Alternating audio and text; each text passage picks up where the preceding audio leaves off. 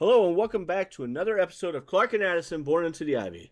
We are your hosts, David and Eli, and we are joined again by Eli's dad, my brother, Matt, on his birthday. Happy birthday, Matt. Happy birthday. Oh, thank you so much. He's old, except I'm older. But anyway, we don't have to talk about my age. So, welcome back, Matt. It's good to have you here again. We're going to start out the spring breakout game. They've been going on. They started yesterday for the majors. The Cubs game is tomorrow against the Padres, I think. I'm not 100% sure, but on the roster for that, there are 22 players. Nope, 27. I'm sorry. I'll learn how to count one day. There are 9 pitchers. I don't know who's starting. I don't know that that's been announced. I apologize that I didn't clarify that. I'm guessing that will be Will Sanders, though, or Brooks Capel.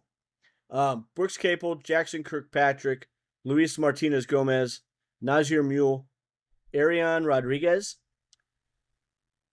Yenry Rojas, Will Sanders, JP Wheat, and Caleb Wing. The 3 guys that I'm most excited to see from that pitching-wise are Caleb Wing, who's a number 13 prospect, Arian Rodriguez, who's a 23rd prospect, and Will Sanders, who is not ranked. There is Luis Martinez Gomez is number 24. I don't know a ton about him. He's still pretty low on the lower level. For this, you cannot be on the 40-man roster or newly added to the 40-man roster. I think there's only one player who is on the 40-man that's in this, and that's Jefferson Rojas, who has been tearing it up. I'm excited to see him in this. The catcher that I'm most excited to see is Ariel Armis and Owen Ayers during this. Armis has not been like super great in the spring. Ayers has played sparingly. The infielders, there's 10 of them. I'm not going to go through all of them, I'm sorry. But the ones that I'm most excited to see, Jonathan Long. I know Eli's big on him as well. No, he's the number 7 prospect. Juan Cabada, who's number 12. Cole Mathis, who is number 15.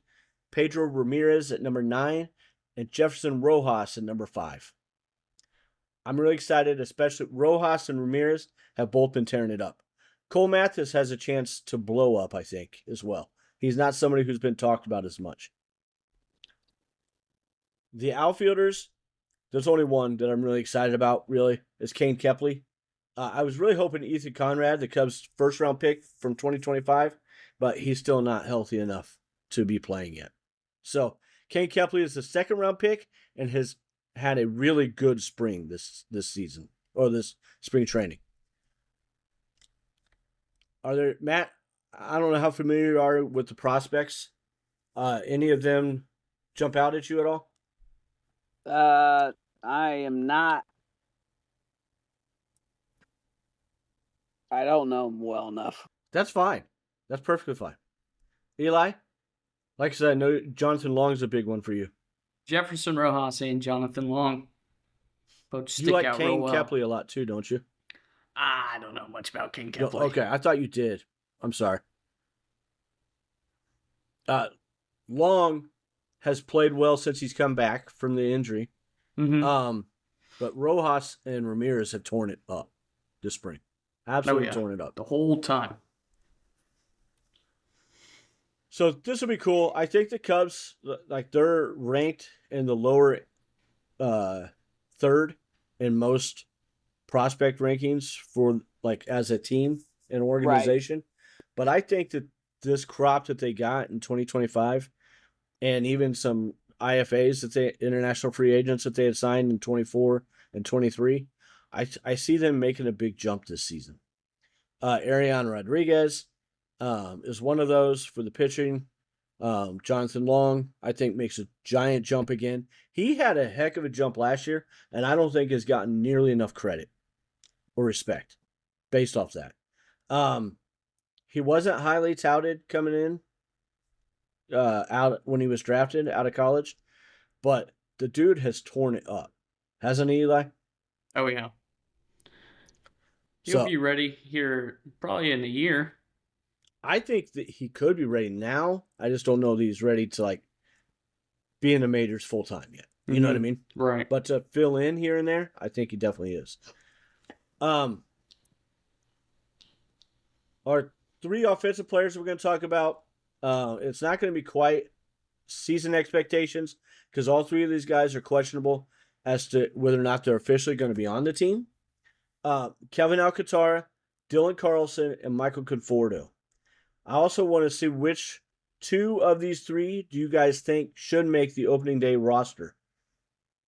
Because I'm saying 2 of the 3 because I'm assuming Seiya will start the season on the IL. Eli, start with I you, don't buddy. think he will. Oh. Why? I mean, it was a slight sprain. Yes. Of his PCL. Correct. How old is he? He's around 29, 30, I believe. Yeah, so I mean, I don't see him missing much more than maybe 2 weeks.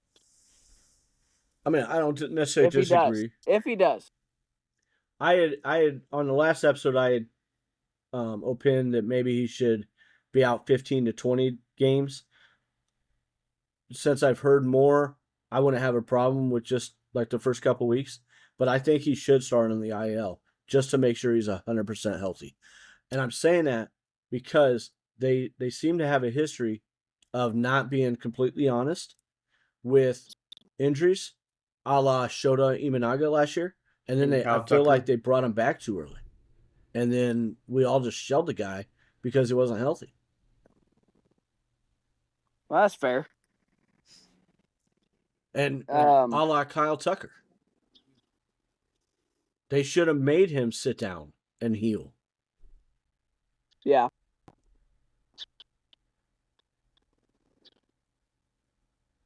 I don't know. I mean, I just look at obviously you don't know what happened in the slide, right? In the second. I know what happened. On the The WBC. dude can't slide.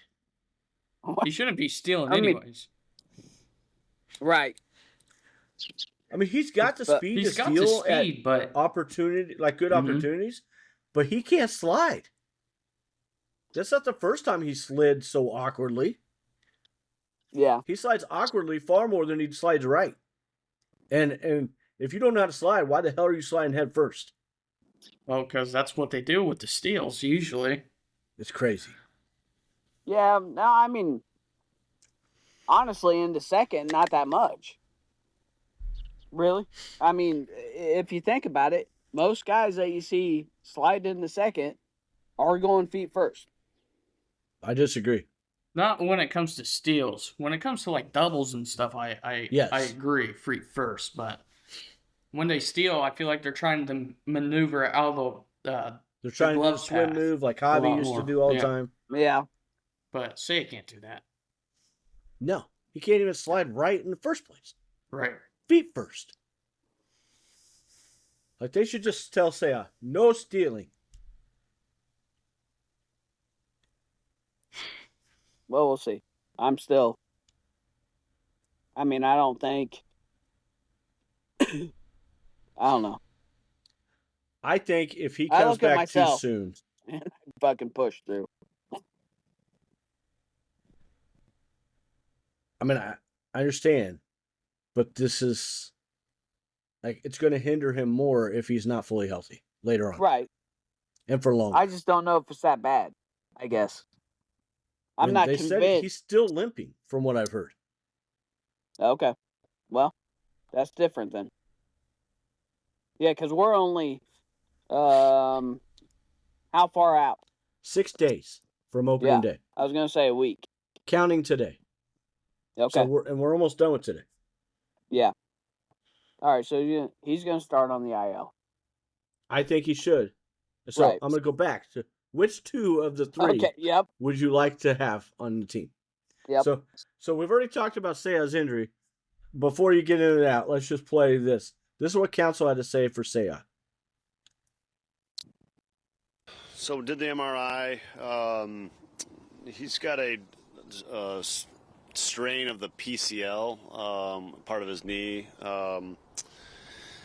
Minor in nature. So we're going to treat it right now, kind of see how he progresses kind of through the weekend, and then that'll kind of determine, essentially that'll determine whether or not an IL stint is necessary. I think he's, right now you're in, I think when he got back yesterday, seeing him for the first time, he's limping right now. And so that means there's probably some swelling in there, and it's gotten better from that perspective already. But he's going to continue activity. He's not being shut down right now. He's going to play catch today. So we're going to continue activity, and he's able to tolerate activity. We've got to get swelling out of there. That's going to make him feel more comfortable. And then we don't have to stop anything, and then we'll just progress kind of things as tolerated. So, I think that they're hopeful, but if they're gonna wait and see how it is, that just seems like too much of a gamble to me. Right. Yeah. No, I agree. And part of this is because of the history of them not being 100% transparent.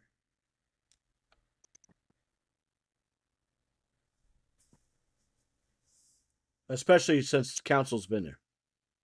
Yeah. And I'm not saying he's trying to be deviously trying to not tell us everything. Or downplay it. There's probably just sometimes things that we don't have to know fully about. Sure. But if that's the case, then if you're playing the player, it is 100% okay for us to assume that they're healthy. Mm-hmm. Right.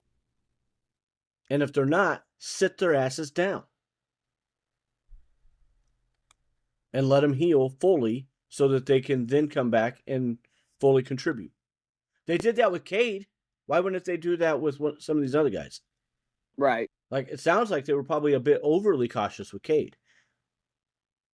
And I get it. He's young. I was just going to say that. Yep. He had pitched more innings than he had ever pitched. All of that. I get that. Yeah. But, and it does add another element to it. But I understand what you're saying, too. Yeah. So, all right.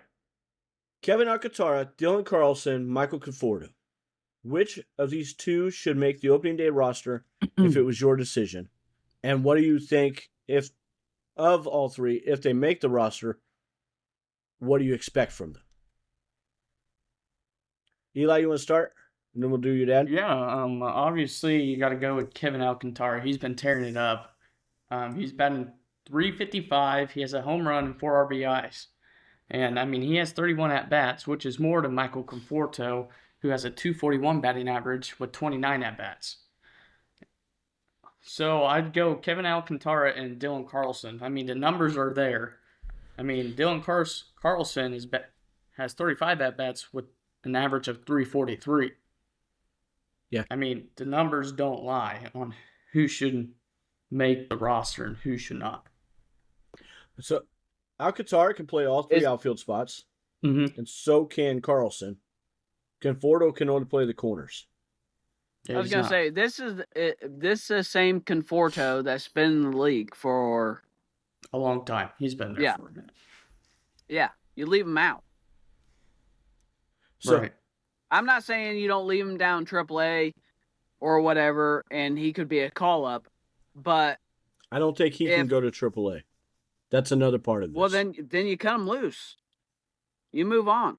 The other two can, but Alcantara cannot. Right. Or not, Conforto. Thank you. Right. You cut him loose. So you agreed to go with the other two? Yeah, 100%. What do we think the Cubs are going to do? Hopefully the same thing. It wouldn't shock me if they keep Conforto. Conforto. Yeah. It wouldn't shock me. So I'm going to play devil's advocate and because favor Conforto for a minute. Right. He has the veterans presence, right?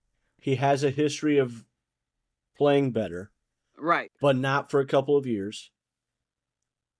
Where Carlson doesn't, like, he only had one good year and was his second season. Yeah. That's what scares me about Carlson. So I would like to see them. I don't disagree. Carlson's had a much better spring, and I've actually been clamoring for him to get the spot instead of Conforto. But if the Seiya injury, the more I've thought about it, kind of changes things for me. Where if we can keep Carlson and send him to AAA, even if it's just for the first month, it buys us some time to see how both of those two play going forward. You know what I mean? Yeah. If the only reason it makes sense to have Alcantara start out on a major league roster is if he's going to get some kind of consistent playing time while Seiya's out. When Seiya comes back, he probably needs to be the guy that goes to AAA. So he can play every day. Unless he just tears it up. But he's going to have to tear it up. You know what I mean? Yeah. And I don't think that that's completely unrealistic, but I don't think it's realistic that he's going to do that either. Yeah. Okay. But he's only had 22 major league at-bats, period. This is the chance, Alcantara.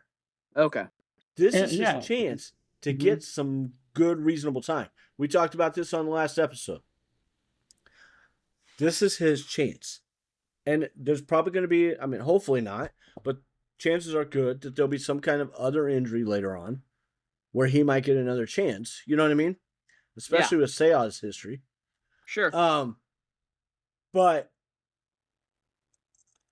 I think sending Carlson down and keeping the other two on the major league roster for opening day and that first few series is the best way to do it. Because Conforto might add a little bit off the bench, a la Justin Turner, and that kind of stuff. You know what I mean? Yeah. Where I don't know that Carlson would add that. But I don't know that Conforto will either. I'd just say that the chances are better for him. You know what I mean? But Alcantara needs to be, whoever makes the roster with Alcantara, in my opinion, should just be sitting on the bench and pitch hitting. That's it. Alcantara and Matt Shaw should be the ones playing right field. Right. Yep.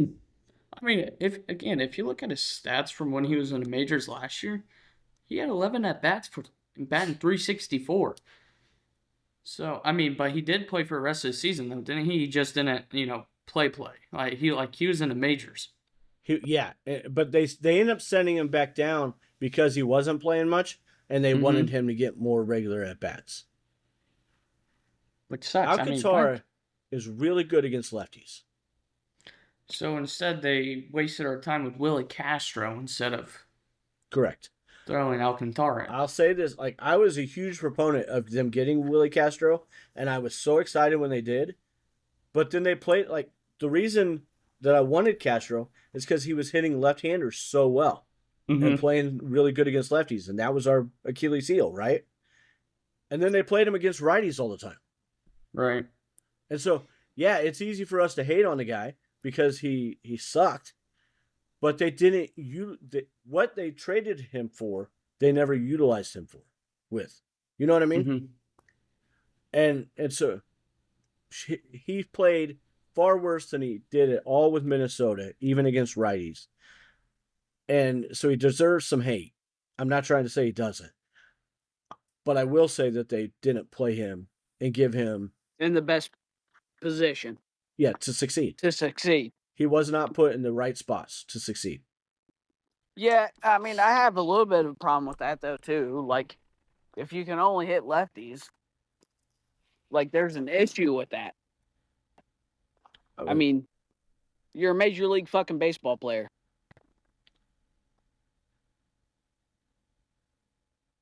Agreed. Period. Yeah. But we knew what he was going into it. Sure. So if we're not going to utilize him correctly, I'm not saying you're wrong about that. I'm just saying in general,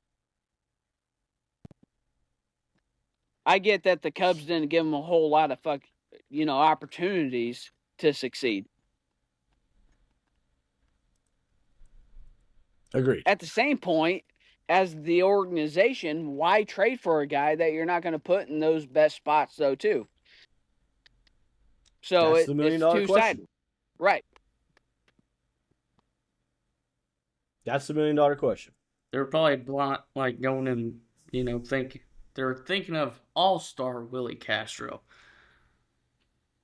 I was really disappointed with that whole thing, like the way they used him, the way he performed, all of it. Because I was a huge advocate for them going and getting him. So was I. I was excited for that. Yeah. Another switch hitter. Daniel Palencia. I don't know how much of the World Baseball Classic you watched, but this dude He's dominant. was You didn't have to watch absolutely much.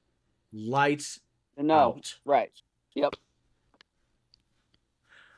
Do we expect that to transfer into the season? Absolutely. Yeah. I mean, look at the hitters. He was playing against the America's best.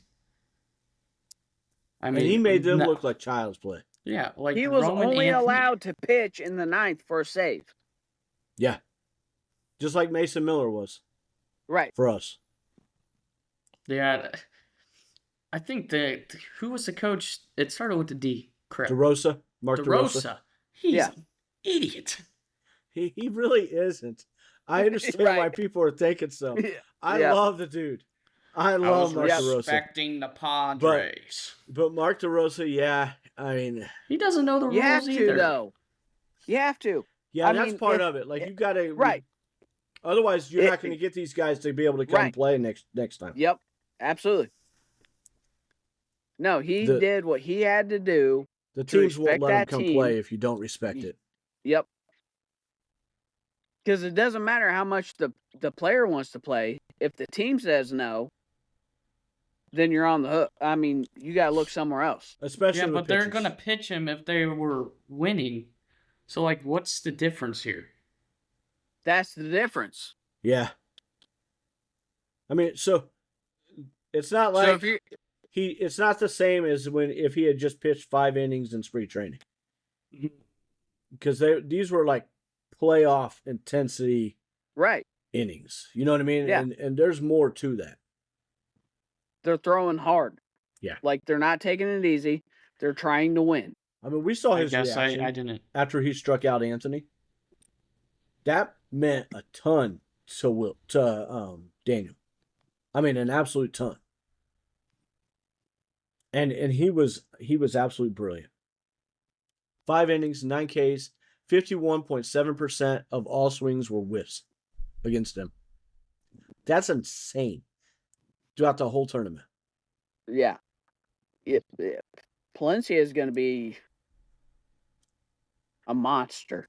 It's going to be the next Aroldis Chapman. I mean, I just want him to be a dominant closer. Right.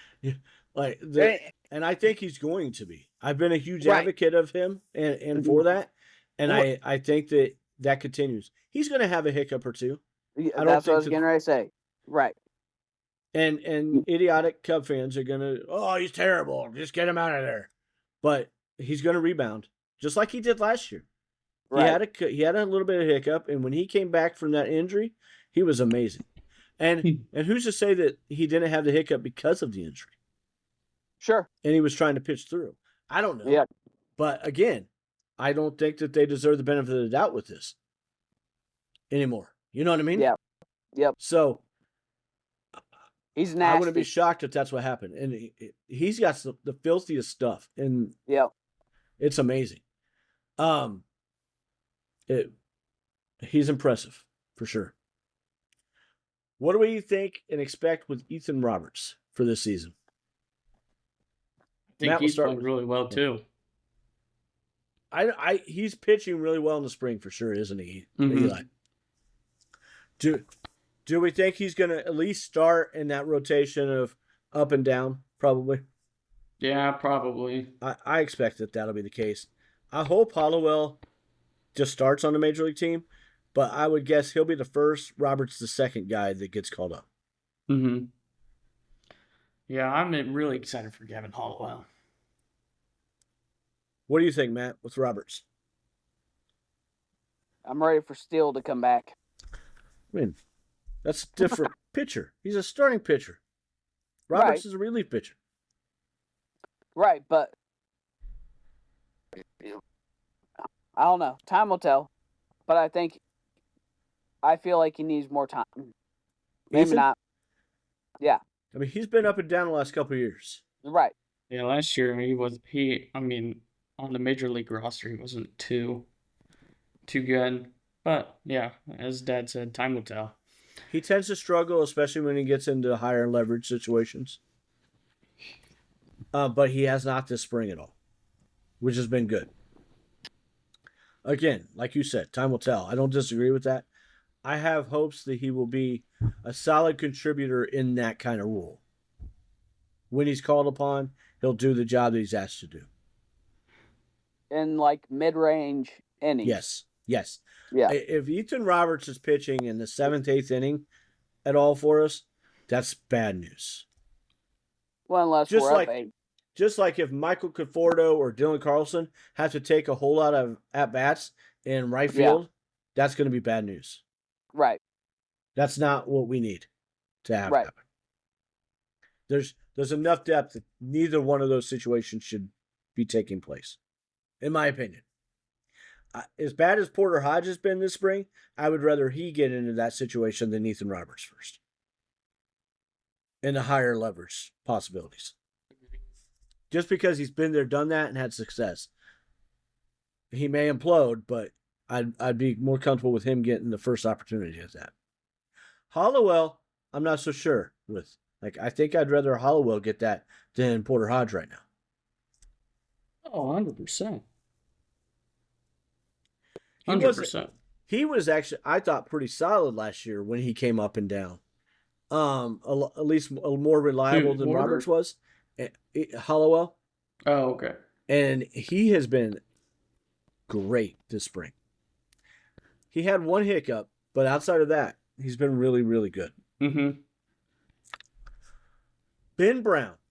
What do we expect from Ben Brown this season? Did you see Did you see that he pitched just one inning the other night in relief? No. I thought that was interesting. So you think they're trying to get him in that I still reliever? am gonna say They that probably just still wanted him to get just like a rep too. Maybe that's what it was. I'm thinking that's probably it, but I do think that he's probably being considered to start in a bullpen. But I think that they probably ultimately still want to keep him stretched out because of the capabilities that he has with the stuff. Because he's got some of the nastiest stuff on the whole team. I mean, yeah, he's gone. His strikeouts just keep going up. Yes. Matt, what do you think? Honestly, I don't. You don't I what? don't know. I haven't watched him. Okay. I haven't paid attention. So I he can't- has that fastball, right? You may not know about some of the new pitches he's got. He's got the knuckle curve, and his problem has been, that knuckle curve is nasty. The problem's been the fastball. He didn't have anything to counter. It's the knuckle curve or the fastball, right? Yeah. And he doesn't always locate the fastball the way he should when you know it's coming. So that can be jumped on easily at that point. He's got a changeup that he's mixed in, and it's much better than it was when he tried to mix it in last year. But he's got a sinker as well that he's thrown just as fast, if not faster at times, than the fastball, right, Eli? Correct. And it has been like a godsend for It's this been guy. good. His sinker is faster than his fastball. Yeah. Okay. Isn't that crazy? Yeah. He's got big hands, so I mean, it doesn't really surprise me. Yeah, and he I can mean, if hold you can it throw a knuckle deeper in the curveball, palm. you got big hands. Yeah. Well, that's fair. He had one bad game this spring, but he has been lights out in the other games. And I sent you and Eli and Peyton a text the other day about his outing in the relief outing. About how he didn't implode. Yeah, like he had allowed some base runners, and then he stepped up and got 2 strikeouts to end the inning. That's the kind of guy this guy stuff he's got that a lot of the other guys don't always have. Yeah. And that's what makes me so excited about him. But I'm cautiously, like, I'm trying to be cautious.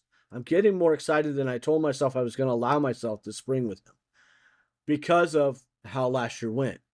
But I think so many people forget 2024, before he missed the rest of the season, before he got pulled because of his cancer in his throat, he was really good. He had a 3.34 ERA in that season.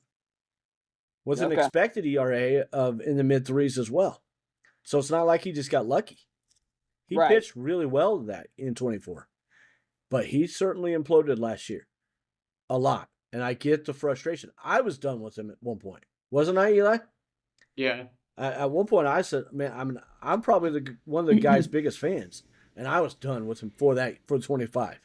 Because it was just and I didn't like that they had kept him on the playoff roster. I did, but I didn't. He has really good success against the Brewers historically. So I understood why he was on the roster, but it made me nervous. But we've seen a different Ben Brown this spring that I don't think anybody fully expected this quick. Well, I mean, think about it this way too. Dude had cancer. That was at 24.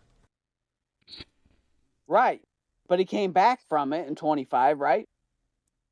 Yes. Yeah.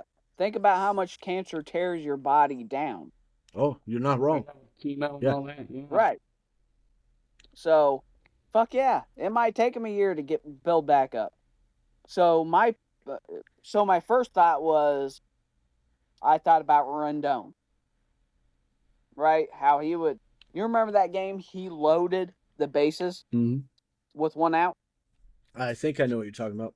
In 16, that I don't remember for sure. it was But he before ended up Chapman. he worked his way out. Yeah, it was before Chapman. So it was probably would have 15. been 15 or 16, but You're right. Worked his way out of it. This guy, if you look great in 24, had cancer, had to come out, looked shaky in 25. I mean, that takes a long time. for sure. I mean, you're looking at conditioning to get back to where you were, right? Yep. You're literally getting poison out of your body. Yes. So, this year we'll see. Yeah. That's actually a very, very, very valid point. I'd never thought about that. It's not something we'd ever really pointed out, is it? Right. Good point, Matt. Now I'm even more excited. Thanks. Way to get my hopes up. He's gonna suck now. Awesome. Well, you guys got anything else? Nope. No, I'm good. All right. Don't forget to like and subscribe if you're on YouTube. If you're listening on audio, like, subscribe, leave comments on either. We would love to have some comments. Tell us what you think. Tell the birthday boy happy birthday because he's old, and he doesn't have anybody to tell him that because he's old. Neither do I. So, but thank you very much. Everybody have a great day. Go Cubs go! Go Cubs go.